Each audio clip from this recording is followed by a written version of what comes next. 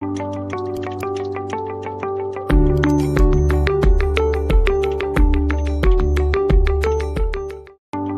ফ্ৰেণ্ডসকল, welcome to Assam YouTube channel. তো বন্ধুবান্ধৱীসকল, ইতিমধ্যে আত্মনিৰ্ভৰশীল অসম অভিযান বহুতো কাম আগবাঢ়ি আছে।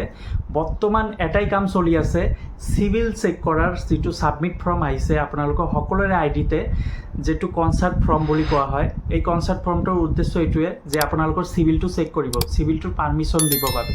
তো ফ্ৰেণ্ডসকল, ইয়াৰ আগৰ ভিডিঅ'ত মই দেখাই দিছিলোঁ আপোনালোকে কেনেদৰে কনচাৰ্ট ফৰ্মটো ছাবমিট কৰিব।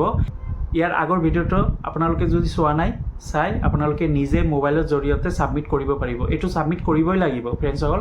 যদি নকৰে তেন্তে আপোনালোকে লোনটো নাপাব পাৰে, কাৰণ এইটো চিভিল চেক কৰি চিভিলৰ ওপৰত ভিত্তি কৰি আপোনাক লোনটো দিয়া হ'ব। তো বন্ধুবান্ধৱীসকল, ইতিমধ্যে DIC অফিচৰ পৰা সকলোকে ফোন কৰি মাতি আছে DIC অফিচত, নতুবা কিছুমানৰ OTPও লৈছে। OTP সেইবাবে লৈছে কাৰণ সিহঁতে চিভিলটো চেক কৰিব, চিভিলৰ বাবে এই কনচাৰ্ট ফৰ্মটো ছাবমিট কৰিব। এই কনচাৰ্ট ফৰ্মটো যদি ছাবমিট নকৰে তেন্তে চিভিলটো চেক কৰিব নোৱাৰিব, আৰু চিভিলটো চেক যদি নকৰে তেন্তে আপোনালোকে লোনটো কেনেদৰে লাভ কৰিব।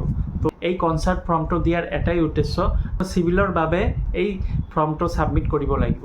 তো যোৱাকালি মোৰ এটা বন্ধু আছে, তো সেই বন্ধুক DIC অফিচৰ পৰা ফোন কৰিছে সেইবাবে যে মানে এই কনচাৰ্ট ফৰ্মটো ছাবমিট কৰা নাই। ফৰ্ম ডিছপ্লে চাব পাৰিছে, এই ফৰ্মটো মোৰ বন্ধুটো ছাবমিট কৰা নাই, সেইবাবে DIC অফিচৰ পৰা ফোন কৰি DIC অফিচত মোৰ বন্ধুটো গ'লে, তাৰপিছত সেই অফিচত গৈ এই ফৰ্মটো ছাবমিট কৰিছে। সিহঁতে এই ফৰ্মটো কৰাই দিছে, আৰু যদি আপোনালোকে অফিচত নাযায় তেন্তে আপোনালোকে নিজে মোবাইলত ছাবমিট কৰি ল'ব পাৰিব। ইয়াৰ আগত এটা ভিডিঅ' বনাইছোঁ 2-3 দিনমান আগতে, এই ভিডিঅ'টো চাই আপোনালোকে নিজে মোবাইলত নিজে ছাবমিট কৰিব পাৰিব। তো ফ্ৰেণ্ডসকল, কিছুমানে DIC অফিচত গৈ ছাবমিট কৰি আছে, কিছুমানে ঘৰত বহি নিজে মোবাইলৰে ছাবমিট কৰি আছে। তো আপোনালোকে DIC অফিচত যাব নালাগে। যদি আপোনালোকে ছাবমিট কৰা নাই, নিজৰ মোবাইলত নিজে ছাবমিট কৰিব পাৰিব। যিটো নাম্বাৰ দি আপোনালোকে CM টিপুলে ৰেজিষ্টাৰ্ড কৰিছে, সেই নাম্বাৰটো দি OTP সহকাৰে আপোনালোকে লগ ইন কৰিব। লগ ইন কৰাৰ পিছত তাতেই লিখা থাকিব এই কনচাৰ্ট ফৰ্মটো, তাতে টিক মাৰ্ক কৰি দি ছাবমিট কৰি দি তলত লিখা থাকিব ছাবমিট অপশ্যন, এই ছাবমিট অপশ্যনত ক্লিক কৰি দিব।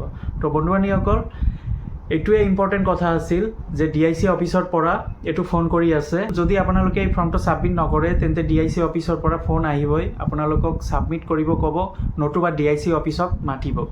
তো মোৰ বন্ধু গৈছিল, মোৰ বন্ধু এইটো ছাবমিট কৰি আহিছে DIC অফিচৰ পৰা। তো আজি এইখিনিয়ে কথা ক'ব লগা আছিল। তো এই চিভিলটো চেক কৰাৰ পিছত তাৰপিছত নেক্সট ষ্টেপ কি হ'ব এইটো তেতিয়া আপোনালোকক জনাই দিয়া হ'ব।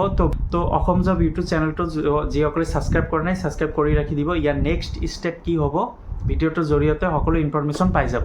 তো বন্ধু বান্ধৱীসকল, আশা কৰি ভিডিঅ'টো ভাল লাগিছে। যদি ভাল লাগে লাইক কৰি দিব, নিজৰ বন্ধু বান্ধৱীসকলক শ্বেয়াৰ কৰি দিব। ধন্যবাদ।